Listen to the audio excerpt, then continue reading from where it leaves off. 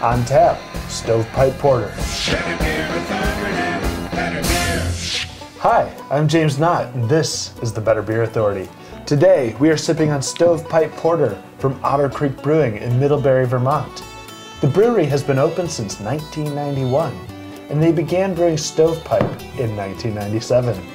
They have 3 year-round beers and 3 seasonal offerings. Stovepipe Porter is 4.4% ABV and 28 IBUs.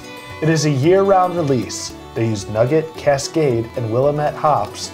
The malts are 2-row, Munich, Caramel 60, chocolate, Carapils, and roasted barley. The brewery recommends using a pint glass and says that the beer will be ruby black in color. Chef, tell me about the flavor.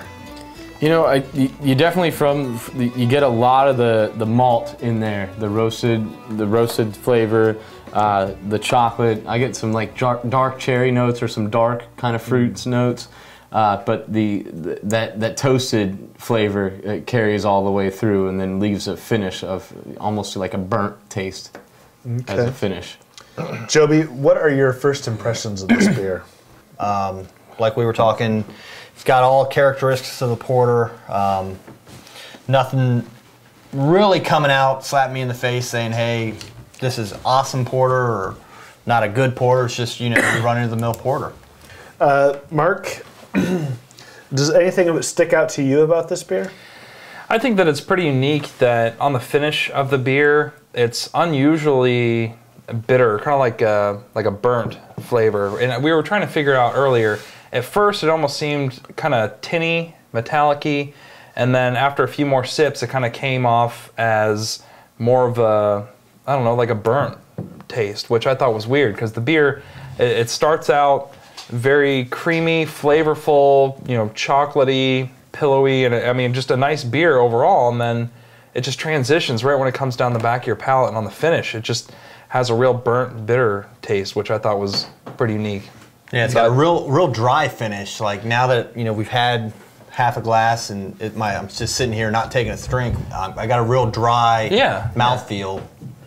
Okay. Yeah, I've just never really experienced that in a porter before. Normally you get that for like an alcohol, like if a beer is high in alcohol, to have that drying effect with alcohol, but this is, you know, just at the end of the beer, it's just a burnt kind of...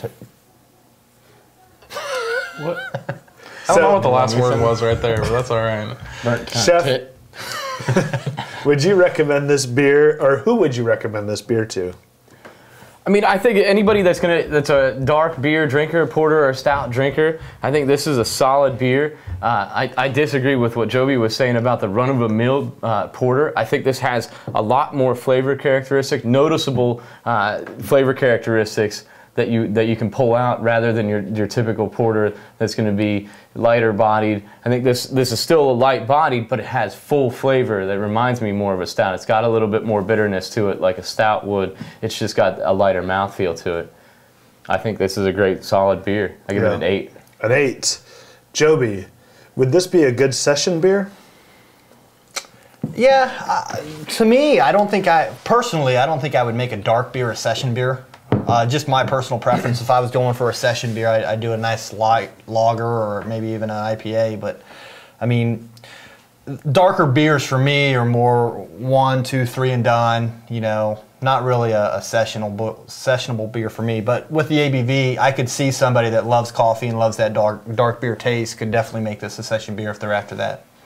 To kind of go off of that for a second, I mean, I could see where this beer could be a fine sessionable beer in the sense that it's light-bodied, it doesn't seem to be too filling, it's got low ABV. It's just a matter, like what Joby was saying, it's a matter of taste preference at that point. I think that some people are going to find that this is a great sessionable beer who like dark beer, and that's what they want to go for, as opposed to, and I'm on the boat with him, if I were going to do something more sessionable, it'd be, you know, lighter, it'd be crisper, you know, with the similar alcohol content, you know, not to jump to the safe spot, but the MBCs would be, you know, where I would want to set up camp and session. Okay. Joey, what was your rating? James, I am at a 6 for this.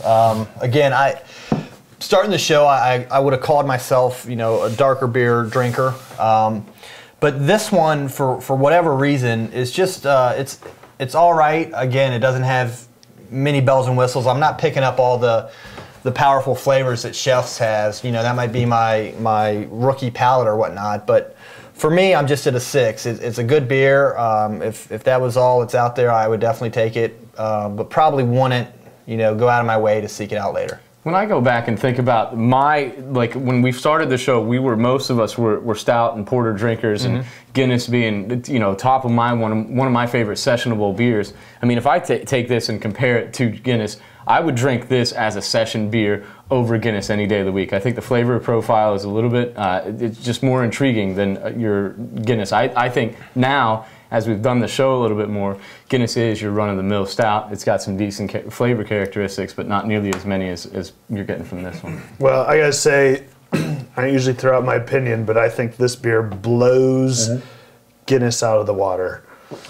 Agreed. So it's way more complex, way more flavorful, way more interesting, and since they're both around the same alcohol level, I mean, I'm instantly going to gravitate towards this one. Yeah, Guinness has been around since 1759. This has been around since 1997. Rocks have been around a long time too, but you don't see me eating those. Rocks are awesome. Mark, what's your rating? I'm gonna also go with a 6, and you know, to kind of put a little bit more on that, I don't think that the beer is bad. I don't necessarily think that the beer is good, but it's not bad. And I know that seems kind of confusing, but where I like the fact that the beer has a little bit of unique complexity to it, the way that the beer transitions from the front to the back, like the whole flavor profile really does a pretty cool trick there. And I can appreciate that, and I mean, I would say that people should definitely try and enjoy that if they're ever having this beer. And while I appreciate it, I don't really care for it. It's not something that I find enjoyable in the beer. But I certainly want to note it because I think that that's pretty neat. But at the end of the day, the beer just isn't all that great to me, and so I would stay firm at a 6. Okay. Well, Stovepipe Porter gets a 6.7 on the BBA scale. What's your favorite porter? Let us know in the comments section. Thanks for watching. I'm James Knott, and this is your Better Beer Authority. Better Beer Authority.